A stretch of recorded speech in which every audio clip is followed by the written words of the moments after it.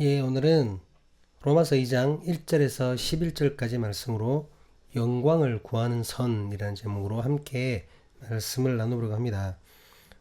바울은 1장에서 주로 이방인의 죄를 다루면서 그들이 하나님을 모른다고 핑계할 수 없는 이유, 그리고 하나님의 유기에 대해 전하였습니다. 이제 2장으로 넘어오면서 바울은 그 유대인의 죄에 관해서 이야기를 전환합니다. 우리 본문 2장 1절 말씀입니다. 그러므로 남을 판단하는 사람아, 누구를 막론하고 내가 핑계하지 못할 것은 남을 판단하는 것으로 내가 너를 정죄함이니 판단하는 내가 같은 일을 행함이니라. 본문에 남을 판단하는 사람아 이렇게 있잖아요. 보면은 남을 판단하는 사람아, 남을 판단하는 사람아, 누구를 막론하고 내가 핑계하지 못할 것은 남을 판단하는 것으로 내가 정죄함이니 라고 되어 있습니다. 이 말은 판단 자체를 하지 말라는 말이 아니죠.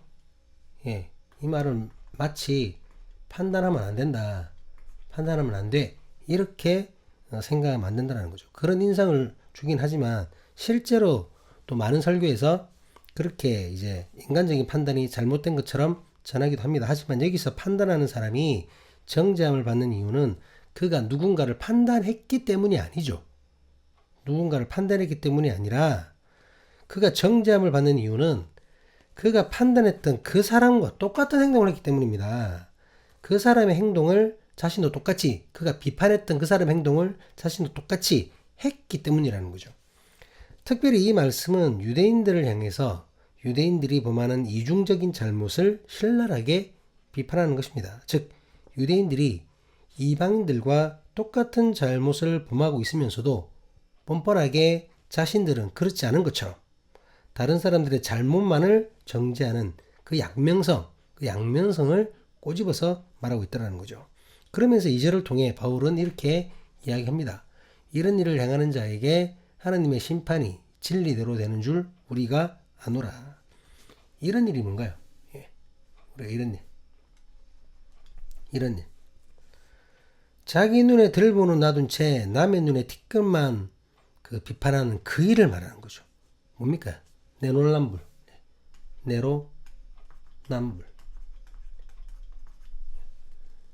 자기도 똑같은 잘못을 하고 있으면서 남만 비판한다는 거죠. 남의 잘못을 비판하면서도 똑같이 그 잘못을 저지르는 그 사람은 하나님의 진리대로 당연히 심판을 받게 되는 것입니다. 바울은 계속해서 이중적이고 위선적인 이 판단자를 비판합니다. 본문 3절 말씀입니다. 이런 일을 행하는 자를 판단하고도 같은 일을 행하는 사람아, 내가 하나님의 심판을 피할 줄로 생각하느냐. 당시 유대인들은 하나님께 제물을 바친다는 명목으로 여러분 고르반이라고 했죠. 들어보셨죠? 고르반? 예. 고르반이라고 하여서 자기 부모를 부양하는 책임을 회피하는 경우가 있었습니다. 여러분, 이 고르반이 듣기에는 좋아요. 내가 가진 재물을 하나님께 바치겠습니다. 예. 그냥 듣기에는 좋거든요. 근데 실제로 그 이유가 무엇이었냐? 이 재물로 자기 부모나 아니면 자기가 부양해야 될 그 누군가를 하지 않겠다는 겁니다. 하나님께 바쳐진 재물이기 때문에 그것으로 다른 데 쓸 수 없다. 이렇게. 예. 실제로는 자기를 위해서는 쓰면서도 이렇게 했다라는 거죠. 무슨 말입니까, 여러분, 이거는? 그들의 행위는 종교라는 그 허울 아래에 하나님을 이용한 거죠. 하나님을 이용한 것입니다. 자신의 명예나 이익을 추구하고 자신의 잘못을 합리화하기 위해 하나님의 뜻을 왜곡한 것입니다. 이들은 그럴듯한 겉모습과 달리 속마음은 이미 부패했습니다. 세례 요한은 이들을 향해서 뭐라고 얘기했나요? 독사의 자식들이라고 얘기했죠. 독사의 자식들. 뱀새끼라는 겁니다, 여러분. 독사가 누굽니까? 마귀잖아요. 마귀 새끼라는 얘기예요. 그런 자들은. 그리고 예수님은 이런 자들을 위해서 회칠한 무덤 같다고 했죠. 회칠한 무덤이 무엇이냐? 겉은 화려하고 좋은데 그 안에는 썩어 문드러진 시체가 있다는 거죠. 겉은 화려할지 모르겠는데 그 마음 속에 썩은 마음이 있다는 겁니다. 이와 같은 사람은 하나님으로부터의 그 공의한 심판을 결코 피할 수 없습니다. 설령 그 사람이 유대인 중에 유대인이라고 할지라도 결단코 피할 수 없습니다. 하지만 유대인들은 교만하고 아니란 생각을 버리지 못하였습니다. 본문 4절 말씀입니다. 혹 내가 하나님의 인자심이 너를 인도하여 회개하게 하심을 알지 못하여 그의 인자심과 용납하심과 길이 참으심이 풍성함을 멸시하느냐. 유대인들은 자기들이 하나님의 택한 백성이라고 믿었죠. 실제로 그렇고요. 하나님의 백성이기 때문에 죄를 범할지라도 그 죄에 따라 공의의 심판을 받지 않는다고 생각했습니다. 무엇보다 하나님의 심판이 즉각적으로 이루어졌던 것이 아니잖아요. 그렇지 않습니다. 내가 잘못했다고 바로 벼락 맞고 뭐 이런 거 아니잖아요. 그렇게 자기들의 행위가 하나님의 뜻에 별로 어긋나지 않는 것으로 착각했던 거죠. 바로 벌을 받는 것이 아니니까. 예? 내가 뭐 잘못했어? 그러니까 유대인들은 자신들이 잘못을 저질러도 하나님께서 심판하지 않는 것으로 여겼던 것이죠. 착각이죠, 착각. 하지만 그렇지 않습니다. 그것은 단지 하나님의 인자심과 용납하심, 그리고 길이 참으심입니다. 본문에 나와 있죠? 인자심, 용납하심, 길이 참으심.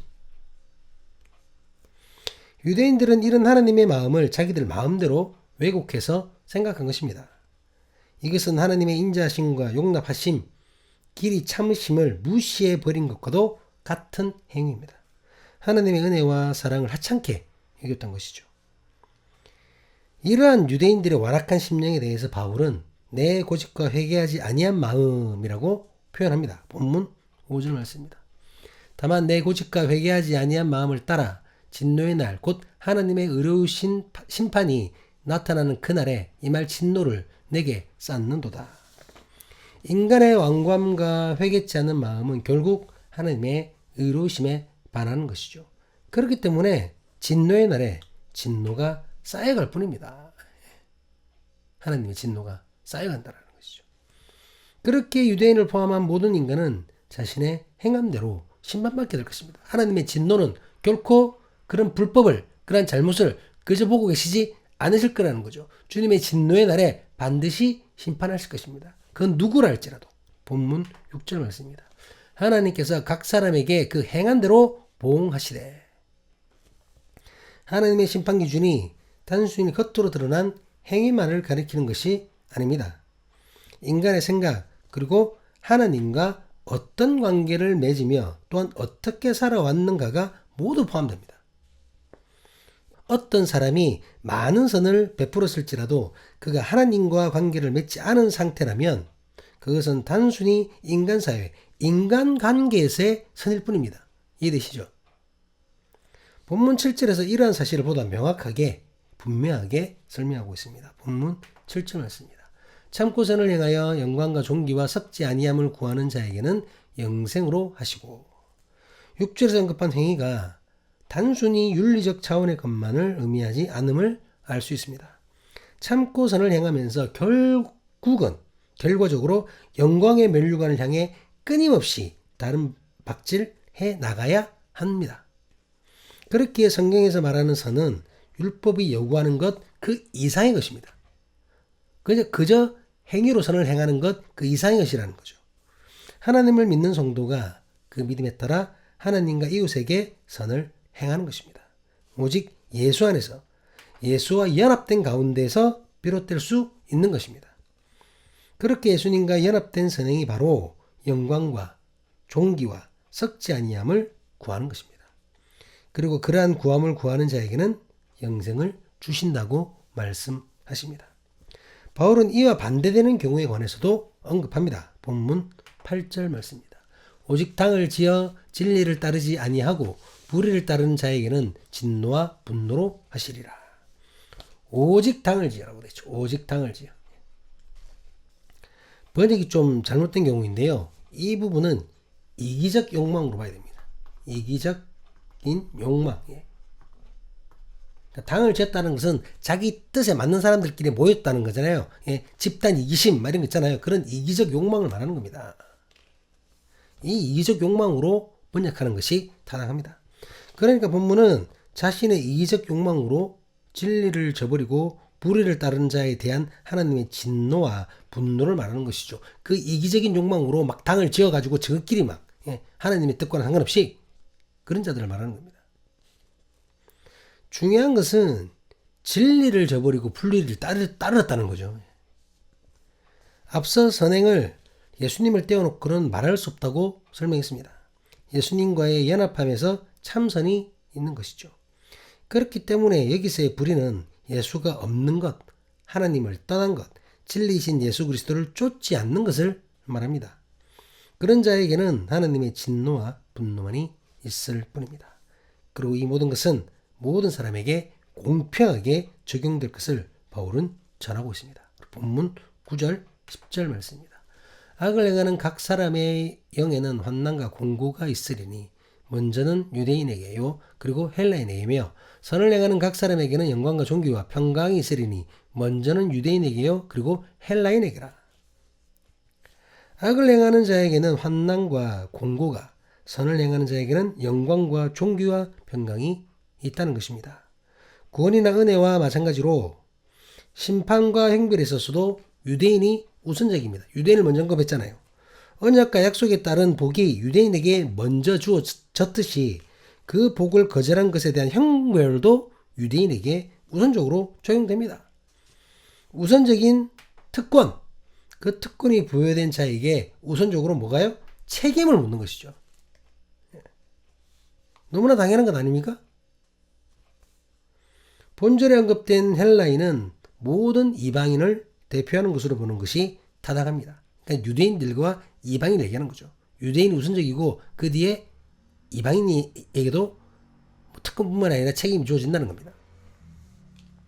하지만 이렇게 순서의 차이는 있지만 6절에 언급한 대로 결국은 각 사람에게 그 행한 대로 보응하시는 것에는 아무런 차별도 우대도 없으십니다. 본문 11절 말씀입니다. 이는 하나님께서 외모로 사람을 취하지 아니하심이라. 이 말씀을 문자적으로는 하나님께서 어떠한 불공평도 없으시다. 불공평이 없으시다는 겁니다. 또 하나님께서는 어떠한 편애, 특별히 누군가를 사랑하는 편애는 없으시다는 겁니다. 유대인들을 선택했지만 그 사람들은 잘못해도 봐주고 이방인들은 막 그냥 처벌하시고 그게 아니라는 겁니다. 그게 아닙니다. 하나님의 심판은 편파적인 것이 될 수 없습니다. 하나님의 판단 기준은 특권이나 지위가 아니라 그 사람이 행한 일들이 어떠한 것이냐에 의한 것이라는 거죠. 공평하신 하나님, 편애가 없으신 하나님, 순서는 있을지언정 모두에게 평등하게 주어지는 사랑과 심판이라는 것입니다. 말씀을 마무리하겠습니다. 오늘 본문의 주 내용은 선을 행하느냐 불의를 행하느냐입니다. 선을 행하면 하나님께서 그 행한 대로 보응하셔서 영생을 주신다고 하셨습니다. 불의를 행하면 역시 그 행한 대로 진노와 분노를 바라신다고 말씀하셨습니다. 이러한 하나님의 뜻에는 순서의 차이는 좀 있을 수 있지만 그것을 적용하면 아무런 차별이 없음을 말씀하셨습니다. 지위 고하를 막론하고 외모가 아닌 그 사람의 중심, 그 사람의 중심을 살피신다는 하나님의 의지를 나타내셨습니다. 중요한 것은 성경이 말하고 있는 이 선은 우리가 인간적으로 생각하는 그 선과는 개념이 다르다는 것입니다. 하나님께서 말씀하시는 선은 오직 믿음 안에서, 예수 안에서, 예수 그리스도와 연합함에서 비롯된 것입니다. 예수 안에서 행하지는 선이 아니면 그것은 온전한 선이 아닙니다. 반대로 예수 안에 있다고 하면서도 선함이 없다면 그는 예수 안에 있는 것이 아닌 것이죠. 오직 예수 그리스도 안에서 그와 연합함으로 행해지는 선이 참된 선인 것입니다. 사랑하는 사람의 교회 신앙 공동체 여러분, 우리가 이 사실을 언제나 기억할 수 있기를 간절히 기도드립니다. 이 진리를 기억하고 주님의 말씀대로 참고 선을 행하는 착하고 충성된 종이 될 수 있기를 주님의 이름으로 간절히 기도드립니다. 우리의 삶이 참된 선을 행하며 영광과 존귀와 썩지 아니함을 구하는 자가 될 수 있기를 간절히 기도드립니다. 우리의 선행이 우리를 하나님께서 예비하신 영생으로 인도하는 참된 선행이 되기를 선하시고 자비로우신 예수 그리스도 이름으로 간절히 간구합니다. 기도하시겠습니다.